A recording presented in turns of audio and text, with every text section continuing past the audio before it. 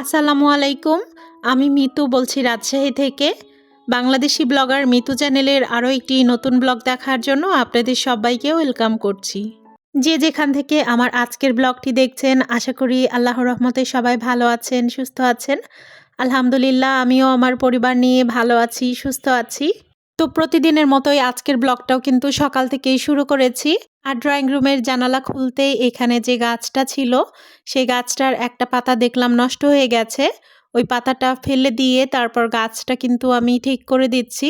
আজকে ছিল শনিবার, আর আমি কিন্তু আজকে একটু দেরিতেই ঘুম থেকে উঠেছি, যেহেতু আমার অনেকগুলো ঔষধ চলছে।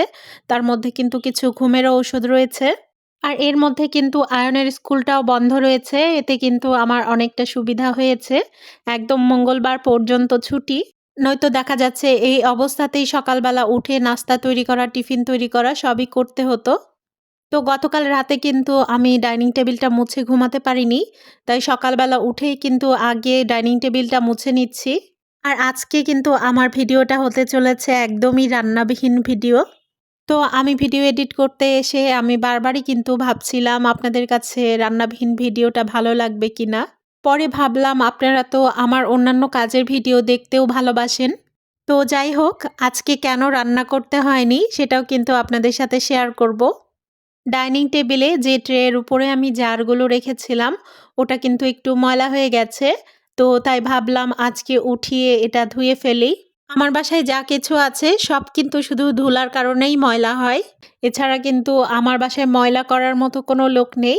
আয়ন তো বড় হয়ে গেছে, আর আয়নের বাবা আয়ন দুইজনই কিন্তু এলোমেলো ময়লা করে না।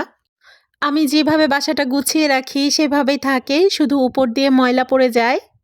ঠান্ডা লেগে আমার ভয়েসের ১২টা বেজে গেছে। ভিডিওতে ভয়েস ওভার করতে গিয়েও কিন্তু অসুবিধায় পড়তে হচ্ছে। আর এই তো আমি এখন আমার সকালের নাস্তাটা রেডি করে নিচ্ছি। নাস্তা খেয়ে তারপরে ওষুধ খেতে হবে। এখানে আমি পাউরুটি আর নসিলা নিয়ে নিচ্ছি, সাথে ইসুপগুল আর তোকমা দানা ভিজিয়ে নিব। আমার ভিডিওটি দেখতে দেখতে যারা এ পর্যায়ে চলে এসেছেন, তবে একটা লাইক দিতে ভুলে গেছেন। আপনাদেরকে আমি মনে করিয়ে দিচ্ছি, একটা লাইক দিয়ে প্লিজ আমার ভিডিওটা স্কিপ না করে সম্পূর্ণ ভিডিওটি দেখে নেবেন। আশা করি আমার আজকের ভিডিওটিও আপনাদের কাছে ভালো লাগবে। তো ভিডিওটি ভালো লাগলে অবশ্যই আমার চ্যানেলটিকে সাবস্ক্রাইব করে পাশে থাকা বেল আইকনে প্রেস করে রাখবেন। আর এই তো আমার নাস্তার প্লেটে একটা লাড্ডুও নিয়ে নিচ্ছি। গতকাল রাতে হঠাৎ করে লাড্ডু খেতে ইচ্ছে করেছিল, তাই কিন্তু আমি ফুড পান্ডায় অর্ডার করে দিয়েছিলাম। তো রাতে মিহিদানার লাড্ডুগুলো দিয়ে যাওয়ার পরে আমি কিছু খেয়েছি আর কিছু রেখে দিয়েছি। আর আজকে আয়নের বাবা একটা প্রোগ্রামে যাবে, তাই আয়নের বাবার জামা কাপড়গুলো আমি আয়রন করে দিচ্ছি। আর আয়নের বাবা যেহেতু বাসায় থাকবে না, তাই আজকে কিন্তু আমার রান্নাবান্নার কোনো ঝামেলা নেই। গরুর মাংস আছে ফ্রিজে, ওটা দিয়েই কিন্তু আমাদের মা ছেলের খাওয়া হয়ে যাবে। তবে রাতে একটা কিছু রান্না করে নিব, যেহেতু আয়নের বাবার প্রোগ্রামটা দুপুরে, তো রাতে বাসায় খাবে। যেদিন রান্নাবান্না থাকে না সেদিন কিন্তু ভালোই লাগে। এই মুহূর্তে আমি আমার গত ভিডিওর একটা কমেন্ট পড়ব। যে আপুটার কমেন্ট এখন আমি পড়ছি, সেই আপুটার আইডির নাম হচ্ছে লুবনার সংসার। আপুটা আমাকে কমেন্ট করেছেন, তুমি আমার কমেন্ট পড়লে না, কত অপেক্ষায় ছিলাম। যাই হোক, ফুল গাছগুলো দেখেই তো মনে হচ্ছিল নিয়ে আসি। আল্লাহর কাছে দোয়া করি তুমি তাড়াতাড়ি সুস্থ হয়ে যাও আপু।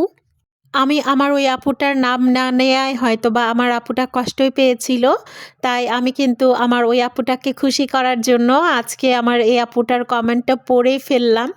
আসলে সবার নাম তো একসাথে নেওয়া যায় না, সবার কমেন্ট তো একসাথে পড়া যায় না সময়ের স্বল্পতার কারণে। তো যাই হোক, এতগুলো ঔষধ আমাকে ডাক্তার দিয়েছে, এতগুলো ওষুধ কিন্তু আমাকে খেতে হচ্ছে ৩ বেলায়। মাঝে মাঝে তো মনে হচ্ছে আমি ঔষধ খেতে খেতে শহীদ হয়ে যাব। যাই হোক, এই কথাটা আমি মজা করেই বললাম। এবার কিন্তু আমি চলে এসেছি আমার ড্রয়িং এরিয়ায়। আর ড্রয়িং রুমের এই টেবিলটা প্রতিদিন পরিষ্কার না করলে একদমই চলে না। মনে হয় যেন ধুলার প্রলেপ পড়ে গেছে, কয়েকদিন ধরে পরিষ্কার করা হয় না, এরকম মনে হয়। আমার বাসার বেশিরভাগ ফার্নিচারই কিন্তু একটু কালো হওয়ায় এগুলো মেনটেন করা কিন্তু অনেকটাই ঝামেলার। আমি যদি কেনার আগে বুঝতে পারতাম কালো ফার্নিচারগুলো মেনটেন করা এতটা ঝামেলার, তাহলে কিন্তু আমি এই টাইপের ফার্নিচারগুলো কিনতাম না, সাদা টাইপের ফার্নিচার কিনতাম। তো যাই হোক, কিছু কাপড় জমা হয়েছিল, ওইগুলো কিন্তু আমি এখন ওয়াশিং মেশিনে দিয়ে দিব ধোয়ার জন্য। আমার উচিত ছিল প্রথমে ঘুম থেকে উঠেই কিন্তু ওয়াশিং মেশিনে কাপড় দেয়া, এতে করে বিকালের মধ্যেই কাপড়গুলো শুকিয়ে যেত আর আমি উঠিয়ে ভাঁজ করে ফেলতে পারতাম। তবে একদমই মনে ছিল না। এখন যখন মনে হয়েছে সাথে সাথেই কাপড়গুলো আমি ওয়াশিং মেশিনে দিয়ে দিয়েছি। আজকে কিন্তু আমার রান্নাবান্না নেই, তারপরেও কিন্তু অনেক কাজই রয়ে গেছে। সেগুলো কিন্তু আমি ধীরে ধীরে করে নিচ্ছি।